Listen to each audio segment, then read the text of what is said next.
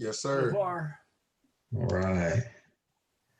Welcome everyone to another rendition, Creating Real Estate Millionaires, Minority Real Estate Millionaires. And we are here today at the Foundation Series. We're in Module 7, which is Attracting Good Tenants.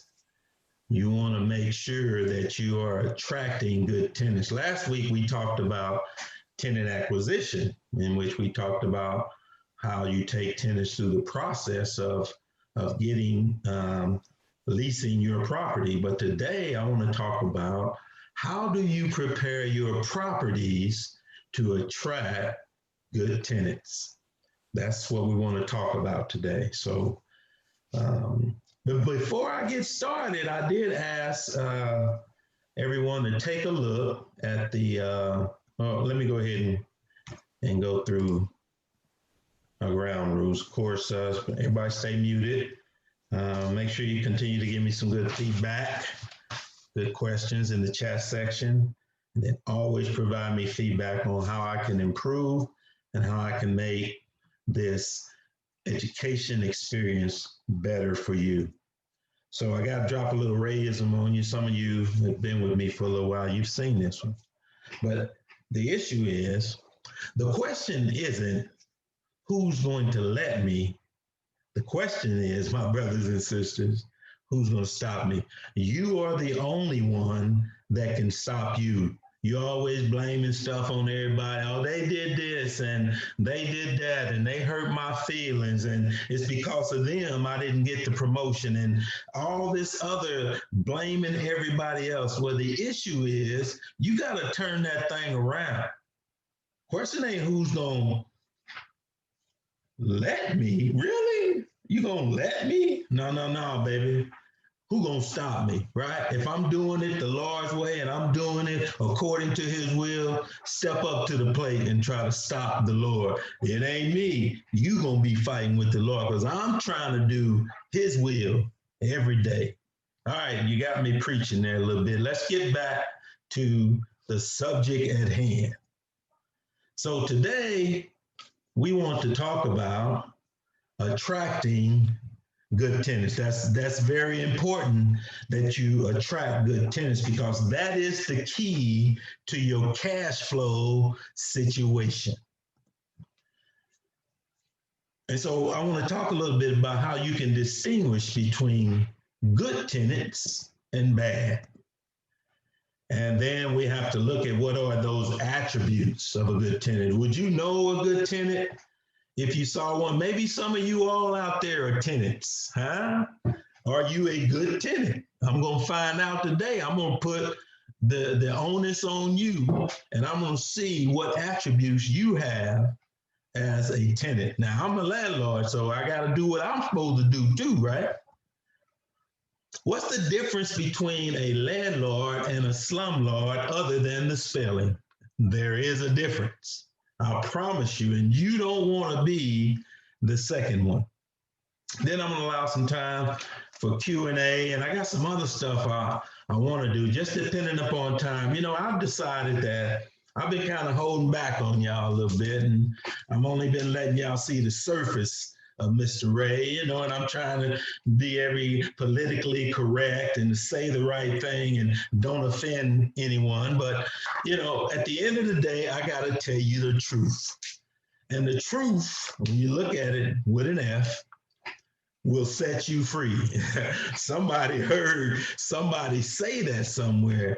The truth sometimes will hurt you. And so sometimes I've been kind of holding back and not giving y'all the real truth. You know, like Paul said over there, you had to feed them milk, you know, because they wasn't ready for real food because they might get all choked up when you give them the real meat of the word. But I want to just start sharing some nuggets with you guys, hopefully, and nobody gets choked up. So I'm going to just say right now, if I offend thee, that is not my goal. My only goal is that you might learn, that you might grasp, that you might be able, under my stewardship, because I am accountable for you all now. And I've been given this accountability to share my knowledge, my skills, the things that I've learned to put them into you and help you to go out and grow and be better than I ever thought this thing would be.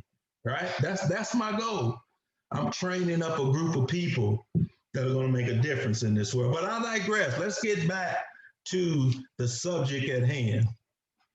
So here's a little cartoon. Might want to laugh a little bit. Read over there. It says slumlord could really care less about you as an individual. They don't care about your kids, what you do for a living, or if in fact you may be a serial killer who dines on people for lunch. Only one thing he wants to know: the rent at the first of the month, did you pay it? That's all they want to know. That's what a slumlord. But a good landlord is not that way. So let me give you some attributes right here, right now, on a good tenant. So we're going to talk about the landlord and the slumlord here in a minute, but I got to talk to you about a good tenant. Now, this is the gold standard right here. What makes you a good tenant is you pay my rent on time. I don't have to call you about it. I don't have to remind you about it. I ain't even got to tell you pay my rent. In fact, you pay it before it's due. You automatically withdraw it from your account. I love thee when you do that. Pay my rent on time, and you will be able to come into my property and dine and share with the warmth of this property because you pay on time. But not only that, you can't require too much of my attention. I don't have time to be fooling around, answering a bunch of calls. Now, if it's legitimate, you got legitimate maintenance call. I need you to call me in a timely manner so I can get those taken care of so we don't have any other damages that might result from my lack of being able to fix your issue. That's not what I'm saying. But calling me for every little thing, the doorknob is not tight, and the shutters are. When you moved in there, I made sure everything was right. So if something's broke right now, other than the stuff that I'm supposed to take care of, which is the heating, air, the hot water, all that good stuff. If it ain't that, don't be calling me on my office hours. I'll make it very clear. Whenever you sign up, my office hours are 8 to 5, Monday through Friday, except for extreme emergency. If you're calling me outside of that with some stuff, oh, next week I need you to take a look at this receptacle in the wall that won't work. No, that ain't what I'm talking about. You become a nuisance. When the nuisance factor gets too high, I have to separate myself from you. And how do I do that? Well, when the lease comes up for renewal, I'm like, there's some other people that might want to rent this property because I provide nice properties at a reasonable price. So if you're going to nuisance me, you're going to be on my nerves all the time. I don't have time for that. And then you got to take care of the property, baby. These are my girls. They belong to me. They are here to serve me because I have bought them. I bought them with a price, right? And so you have to take care of them. You can't be over there tearing up stuff and then expect me to come over there and fix it. You tore it up. You ran into the garage door. Oh, yes, you did. Yeah, you the one that put something down the garbage disposal and it wouldn't go down. So don't, take care of my property. I know y'all saying that Mr. Ray, he must be a hard landlord. Well, all I do is I do it fairly. Let's stick by the rules. It ain't personal. It's just I want you to take care of my property. Is that asking too much? Just take care of my property. And then I'm looking to build a long-term relationship. Now, I got in trouble for using this word before, a long-term relationship. Well, you in a long-term relationship with somebody? No, not that kind of relationship. It's a landlord-tenant relationship. There is a difference, and you got to know that. And so I want to build relationships where you pay my rent on time, you take care of my property, you do all this, and then I provide you with property. It's a warm property, it's nice, it's beautiful. And so we have a wonderful relationship. Everybody do their part. Isn't that what relationships are about? Everybody does their part of the contract. Did you know marriage was a contract? Neither did I. No, what I'm saying is you got to abide by the contract, baby. And you know what? these good tenants, when I get them in my good rental property, they are my best sales agent, right? Because they oh, that Mr. Ray, he'll take care of you, man. He got nice properties, but don't not pay the rent. And then he turns in to Dr. Jekyll on you. But my people that are tenants for me, they are my best sales agent.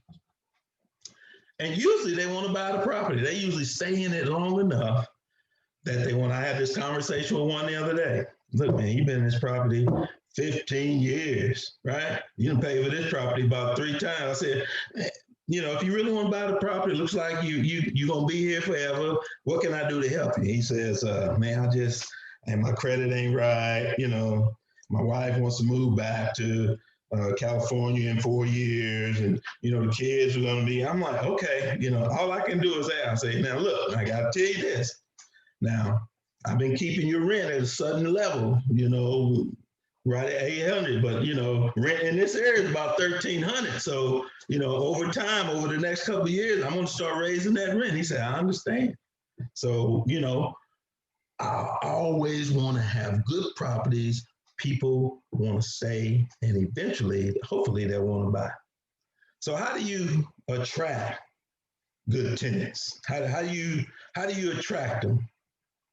You attract them with your product, right? So, as a landlord, you should be careful to make sure there's 4 things that you have to make sure that you have when you're talking about providing good properties for your tenant. Your product has to have these 4 attributes.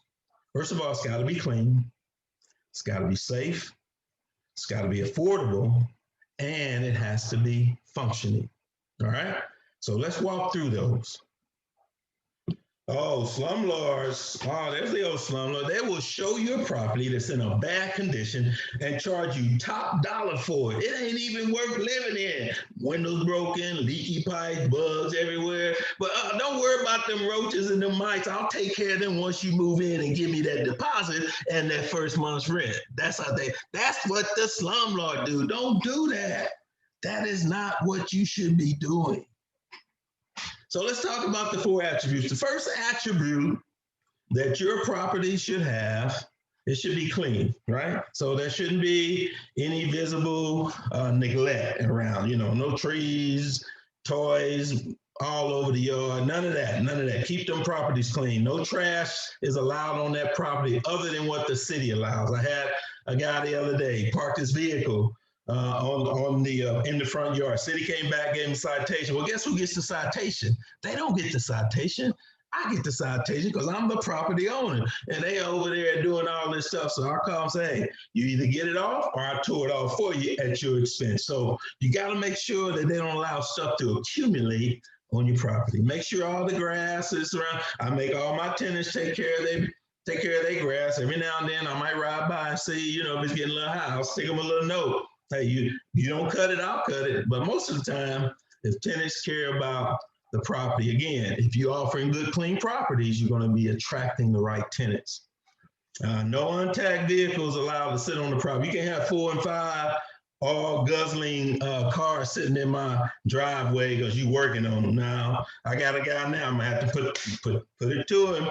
I went by the other day, the garage, he's working on his car in there. I mean, I can see stuff on the dude. You eating away at your deposit. That's all I can tell you. But I couldn't tell him right there.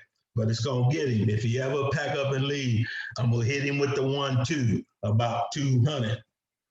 And then there can't be any infestations of rodents or insects. I went and looked at a property the other day. Walked in, saw clear evidence of roaches everywhere.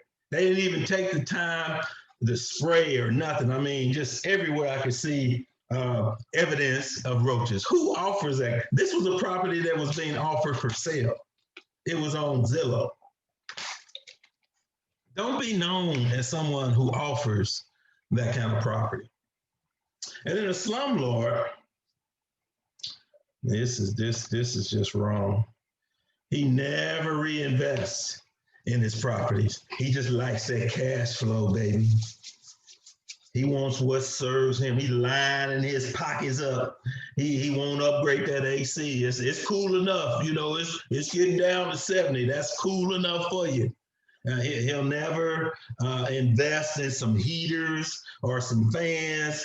And for those summer days, no, that's all right. That's what you signed up for. You knew what it was like when you gave me, pay that rent. That's all they care about. Pay that rent. Ooh, he's got to invest in his stock portfolio. I understand, but that's not what you do if you're a good landlord. Because a good landlord is going to offer some safe properties. All properties are going to be safe. Number one, you got to have running water and no leaky faucets. You can't have water just accumulating in various places. If a tenant tells you there's water somewhere, you need to go over and rectify that as soon as you possibly can, inside or out, right? No water setting anywhere. Bad news, fungus, mold, all kind of stuff can happen. All properties shall have working heat and air conditioning, hot water tank, garbage disposal, dishwasher. Now, I'm going to talk about this in a minute. I'm getting to the point now where I'm no longer offering refrigerators and, a dishwasher. If the stove is built in, then I don't have, I will provide for that. But if it's not built into the house, like a refrigerator is not built in anymore. And some of my older houses, my Class C properties, even the stoves are not built in. I bought them from Home Depot, Lowe's, or whatever. So in all my new contracts that I'm writing, I'm saying I'm no longer, if there's one in there, if the refrigerator there, fine, well, and good. If it breaks, it's on you. I ain't providing that no more, because those things are just eating up maintenance-wise, and you're not required to provide them anymore with today's leases. All properties shall have a minimum of one smoke detector and one fire extinguisher. Make sure that that is something that you have on the property. You don't never want to say your property burned down, it didn't even have a smoke detector. Now, you make sure there's one there. Now, if the tenant takes it down, that's on them. That's not on you, but you make sure that you have it there. All properties have to be free of tripping obstacles. Your floors can't be. I walked in the house the other day, I almost tumbled down because the floor was all one side. You can't have it. You got to make sure you got steps. If you got so many steps, you got to have rails on the side. This is not a game, people. These are people's lives that you're playing with here. So this is serious. You must understand what you are required to provide, or you will find yourself in court. You have to provide a safe property for your tenants. All the properties have to be free and clear of asbestos and mold or anything like that. That goes to the safety of the people that you're putting in that environment. Oh, yeah, here's the old slumlord. They're very vague, and you can never get them to answer the question. But a good landlord, he's always going to be straight with you. And he's going to tell you the good, the bad, and the ugly, whether you like it or not. Now, sometimes you're not going to like what he tell you. Don't be calling me after hours. If you broke it, you fix it. I mean, they're going to shoot you straight. But a slumlord, they're going to advertise it for $750. When you show up, it's $1,000. Oh, we just changed that for you got it. It's going to be $1,000 now, buddy. See, that's what a slumlord would do. Don't be that kind of person. And then the third attribute, after you make sure it's clean, you make sure it's safe, you got to make sure it's affordable, that people can afford your property. Don't be the highest rent in the neighborhood. I'm not saying don't, you want to stay right around the 20 percentile in the top rents in the area. I mean, you want top rents, but sometimes if you try to get too much, then it'll sit there longer and you just got all these costs, these carrying costs, because you can't get the property rented and you got a mortgage on, you got to pay taxes, insurance, all this other stuff. So make sure your rents are just about right. Don't be too low, but don't be at the top also. And then don't be so quick to raise your rent too much too fast, especially if you got a good tenant. Now, if you got a bad tenant, raise that rent as high as you can, as fast as you can, get them out of here, right? They tearing up your stuff. They ain't paying on time anyway. They causing you anguish, time, and money. Get rid of them. Raise that rent. The thing about when you own property, you can put any kind of rent on it that you want. And somebody can say, well, that property is only worth 600. I don't care. I can charge 2,000 if I want to. That ain't mean you gonna pay. You ain't gotta pay it, but that's what I can charge. So, don't be so quick to raise it on good people, but be very quick to raise it on them knuckleheads that are not meeting your standard. And then don't negotiate the rent once the amount is set. Don't do that. I can, I know the rent's 900, but I'm moving from a house over here. It was 800, and my Social Security check, and my brother-in-law said, no, no, no, no, no, no, no, no, no. I don't negotiate my rent. It is what it is. You can't afford it, then you need to find somewhere else to live. And then reward your tenants that pay on time. How many of you get rewarded? I know you got some renters out there. How many of your landlords reward you? You know what I'll do to my tenants that pay me on time, all time, every time? You get a special gift from me. I will allow you to take $200 off of your December rent. If you pay me every month on time, I ain't have to worry with you. I'm going to say, Merry Christmas. Happy New Year, Valentine's Day, all of them, Halloween, all of them in there, $200. I'm going to reward you. Oh, but a slumlord. Slumlords are slow to return your car. If they do return your car, right? You dealing with ceilings falling down, heat's not working. All he wants to know is, I need you to pay that rent. And you better be glad that falling roof is over your head to fall on anyway. That's the kind of landlord you don't want. I hope none of you have landlords like that. If you do, I need you to run as fast as you can. And now the last, certainly not least, attribute of properties that you must have in order to attract the best tenant. It's got to be a functioning property. It's got to function, baby. HVAC's got to work. I mean, if it's not working, it's not blowing right, you need to have somebody over there within 2 to 3 days and make sure that it is working properly. Hot water tank should be getting hot water. It shouldn't be, running out after you take one shower. You need to make sure that those people have good hot running water. All the electrical systems should be running properly. They shouldn't be getting shocked when they stick their hand on something. Everything should be properly grounded. Everything needs to be up to code. You don't want to get into a situation where people are not able to do what they need to do to function in that house because you don't have the electrical stuff right. And the plumbing, very critical. Make sure that plumbing run out. If they mess it up, then you charge them for it. But if it's on you for the most part, unless they're stuffing something down, the drains is just clogging it up.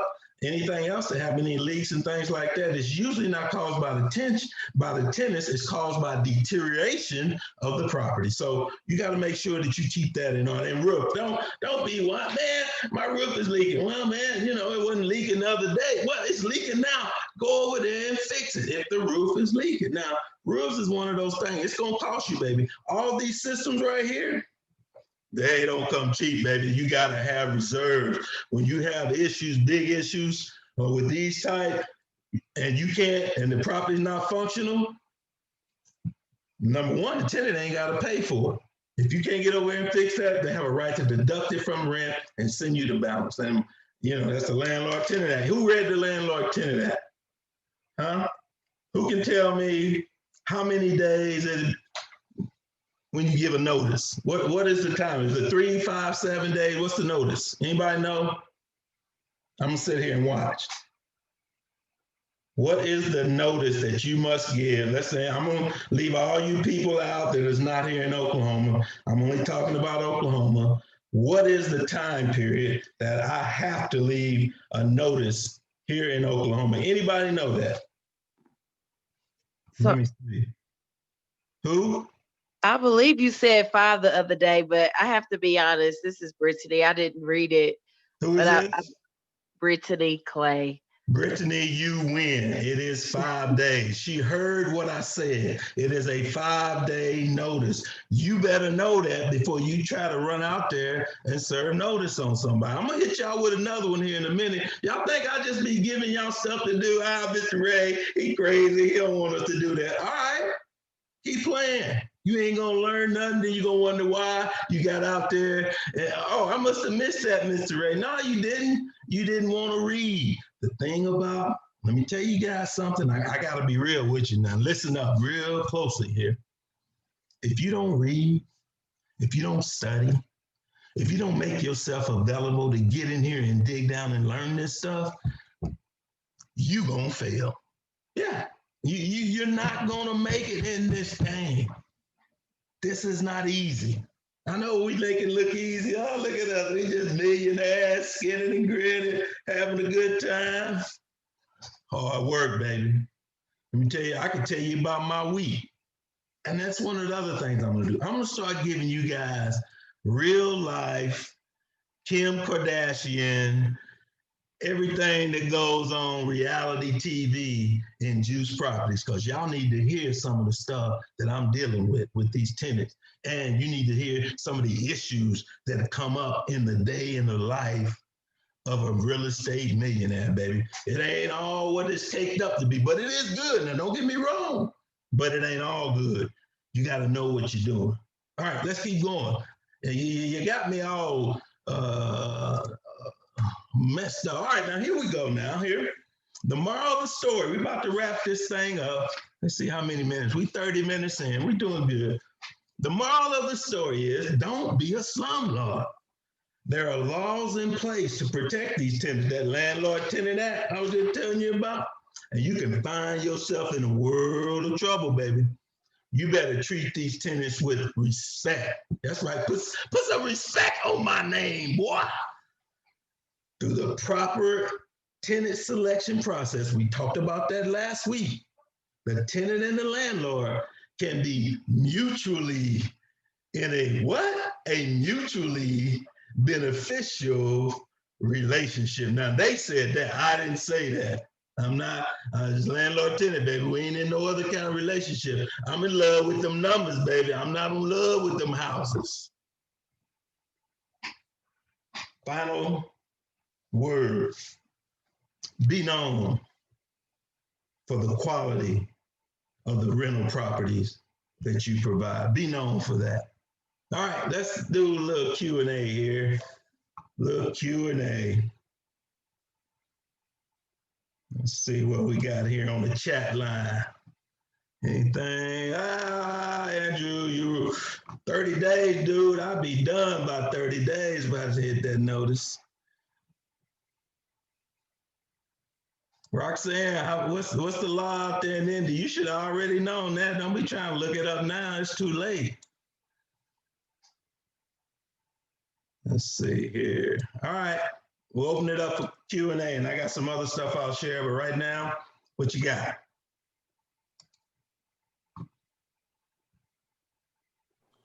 Hey, Mr. Ray, I have a question.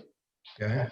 If you had a difficult tenant, when will you let them know that you're going to raise their rent so it don't look suspicious or obvious that you're trying to boot them out?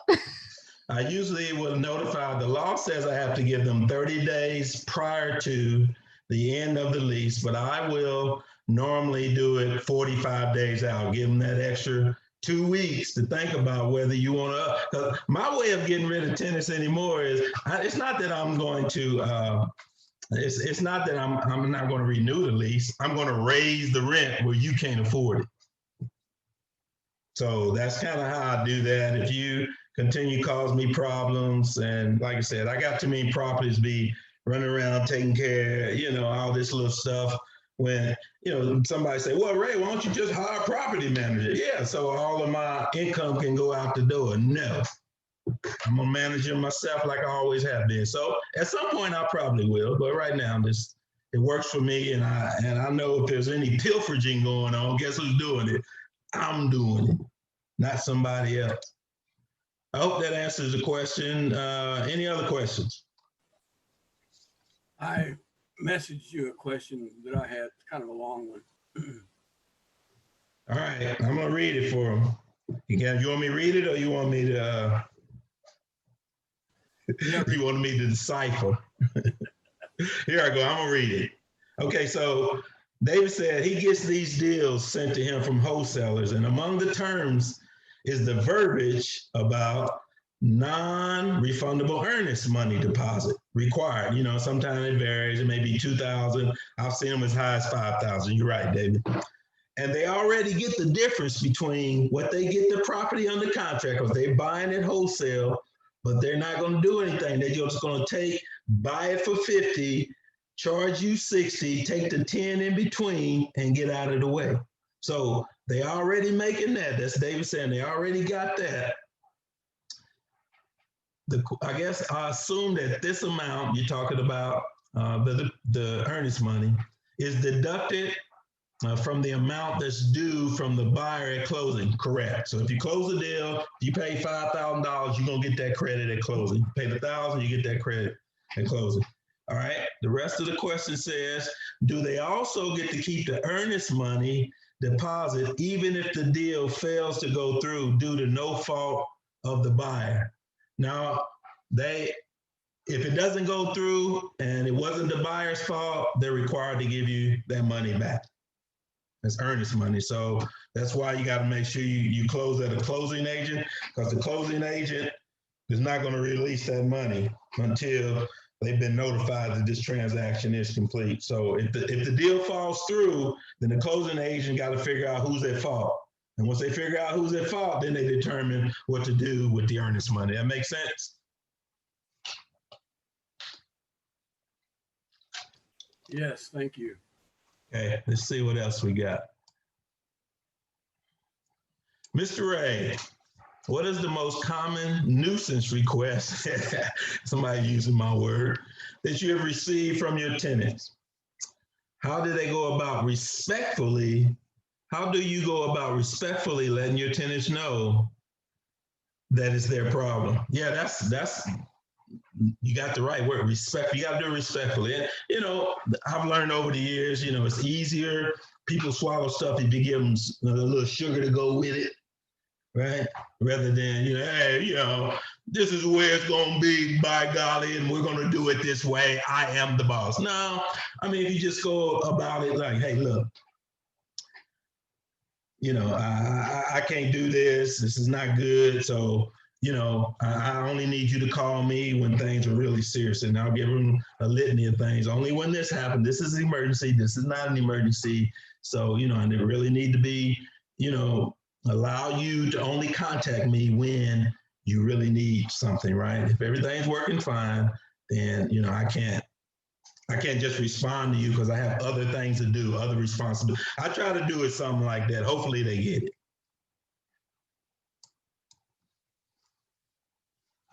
And so, I didn't answer. What is my most common nuisance request? My most common nuisance request in my Class C properties is it's always the drain is stopped up. A lot of my older properties, there are roots in the backyards, and a lot of times it's the roots that get down into the system and clog it up. But sometimes it's the tenants. But I probably get more plumbing calls than any other call by far. I had one today, had to go fix.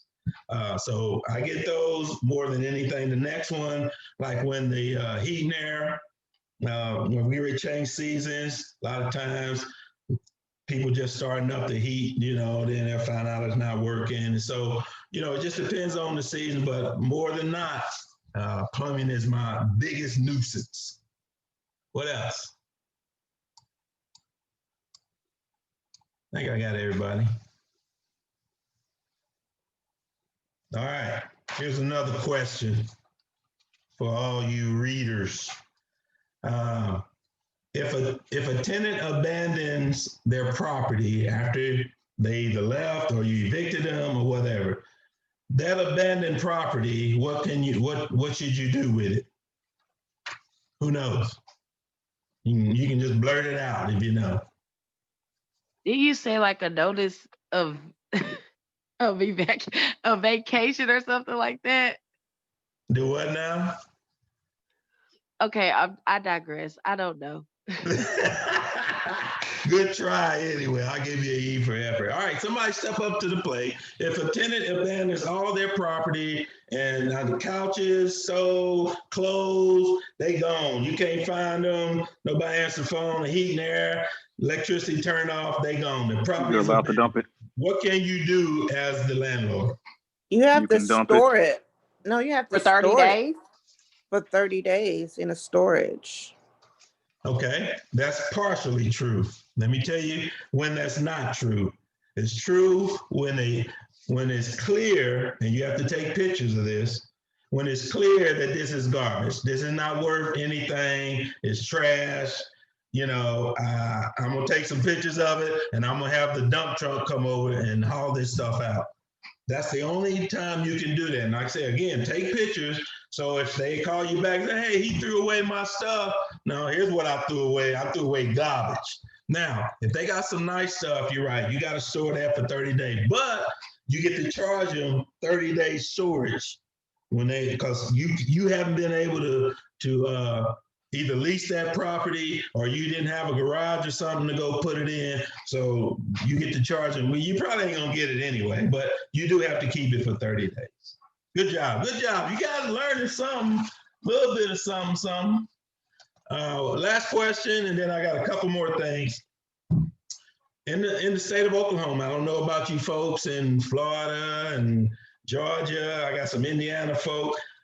If you let a lease lapse in Oklahoma after 12 months and you don't sign another lease, what are the automatic terms of that lease agreement, whether you sign one or not? Who knows? It automatically goes to month. All right, for what rate? I don't know.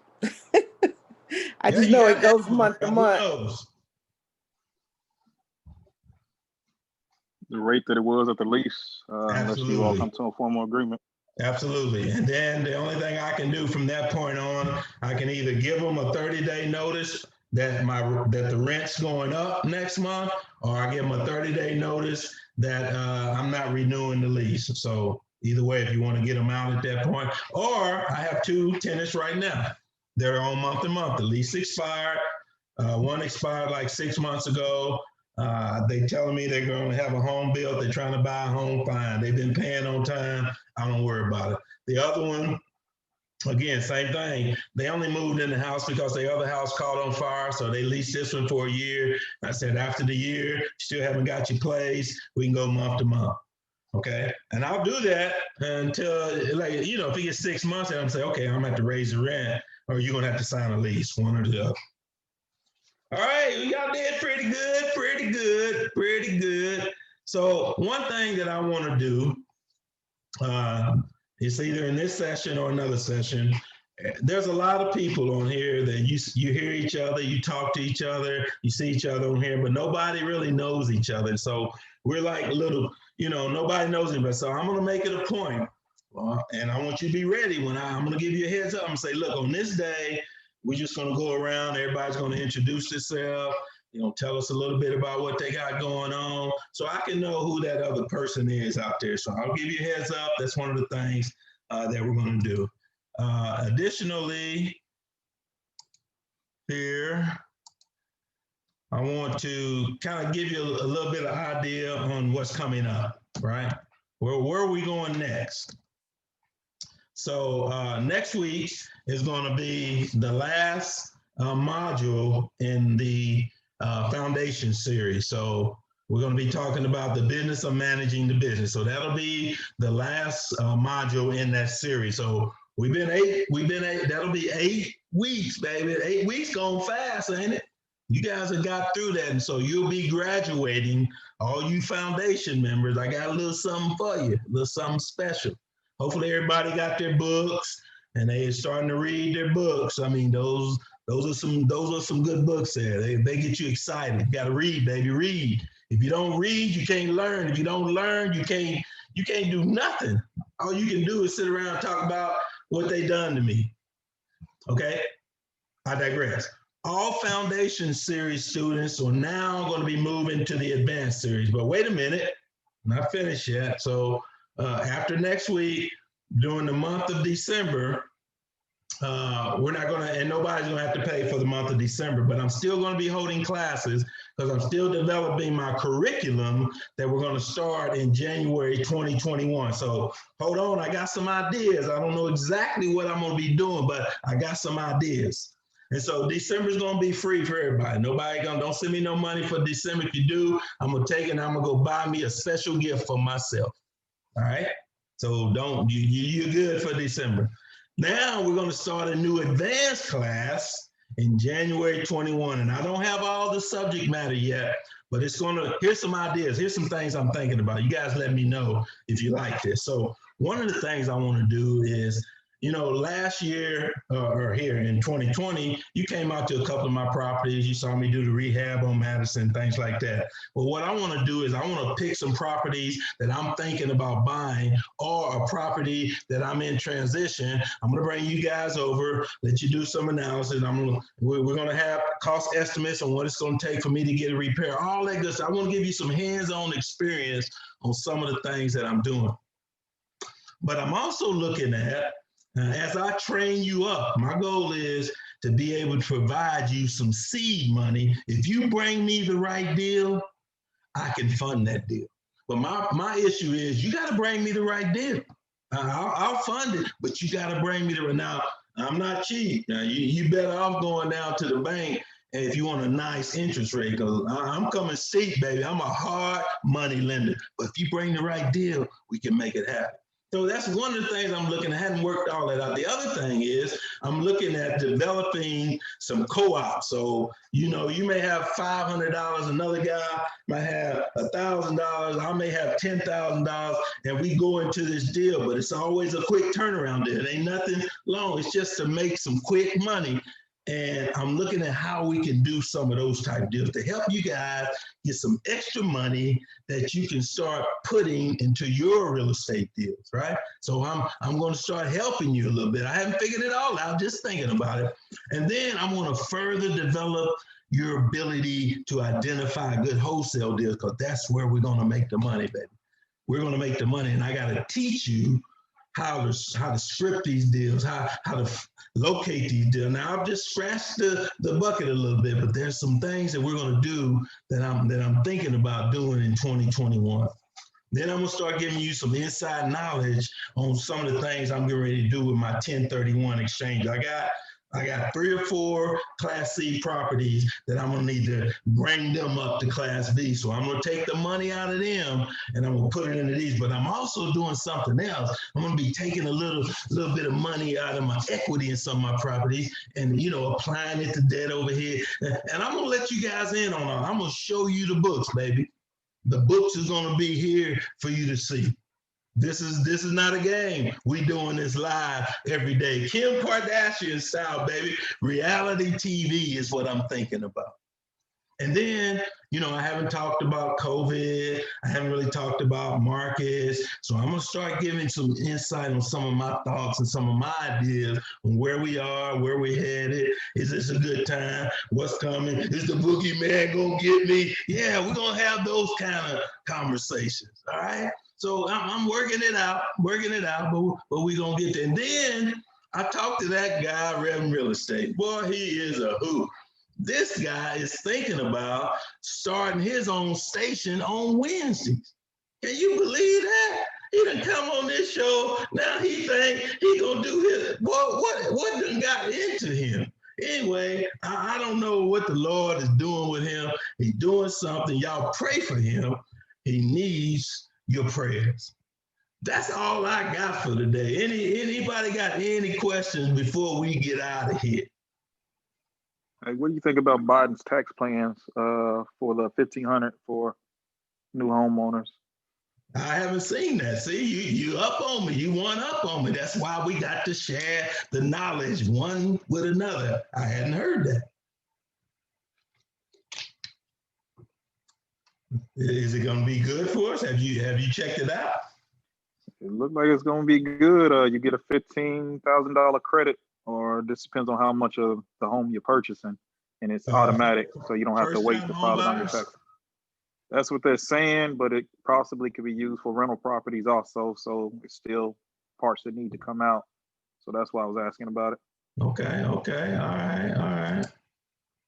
Hadn't heard about it. We'll be talking about it then if it comes to fruition. What else? Yeah, it's been awfully quiet out there. The only way you learn is to ask questions. Hey, Mr. Ray, someone asked, what do you use to track like your like the income and expenses? Oh, that's next week, right? We're talking the business of managing the business. So I'll share with you some of my spreadsheets as I get ready for tax season. Tax season is going to be upon us, so I always start in December. Now, Johnny Whitfield says that, Johnny, I know you're on here. Tell them what program you use, and I'm thinking about going with that program.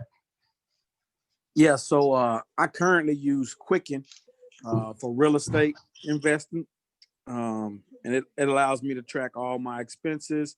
It creates all the tax forms I need on its own, and it's pretty helpful. You know, I have a current issue because I deal with a small bank.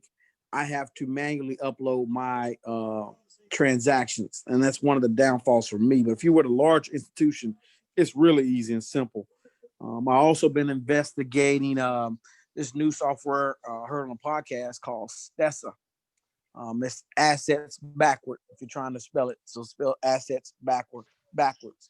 And I'm looking into it to see if it could be something that maybe be a step up from what I currently have as well. So there are several different softwares out there, DJ, if you ask that question. But I use Quicken for real estate investors. And so you guys will find out I'm old school. I still got the Excel spreadsheet, baby, and I go to each tab, and then I have that tab go over to that tab. Johnny know I ain't the best, but I can make it happen, baby. I got it down to where it works for me. And so I know I got to come into the 21st century eventually. So maybe that's one of the things that we might want to talk about too. Let's look and see what's out there and what's good for us as real estate millionaires to use as we manage the business of managing the business. Yeah, sound like Aaron on here, Ray, has experience with Stessa. So we definitely might want to have a forum where we can just talk about that as we close the tax season. Yeah, absolutely. Because the tax season, baby, that's where the money is made. That's where you make the money. And so right now, I'm also going to share with you guys that I'm in the process of maybe one of the biggest refinancing deals that I've ever done. I've got a lot of properties right now with a lot of equity, so I'm going to wring a little of that equity out and use them to do some of these deals I've been thinking about. So I'm going to let you guys in on how that's going, and what kind of fees, what kind of arrangements and payments and things that I'm getting, so you can get a good feel for what's going on out there in the market. What else? Any other questions? Yes. What's the most current book that's been read? Well, you probably missed this session, Roxanne. But Don't call me out. But go ahead. You got on here with the question. So what I did was, for all of my newbies, everybody that just started in the foundation class, I gave them an option. I think it was about 4 or 5 different books. I can send you that, Roxanne. Thank you. All right. What else? This good? Was this helpful? I mean, again, I'm going to start taking the shield down. You guys are going to start seeing the real Mr. Ray come through here, and I'm going to give it to you like a TI is. I'm not going to sugarcoat it. And like I said, I'm going to apologize right now if I hurt your feelings, but you know what? It's better sometimes to get your little feelings hurt and get out there and get yourself in something you don't know what you're doing. I'm here to make sure you know what you know, baby. All right, I gotta go get me something to eat. It's heat time here in Oklahoma, baby. Hope y'all have a good day. I will see you on Thursday. I will invite everybody out again on Thursday. Let's see what we're doing on Thursday. You know what? I haven't decided what I'm gonna do on Thursday. I'll let you know. Talk to you later.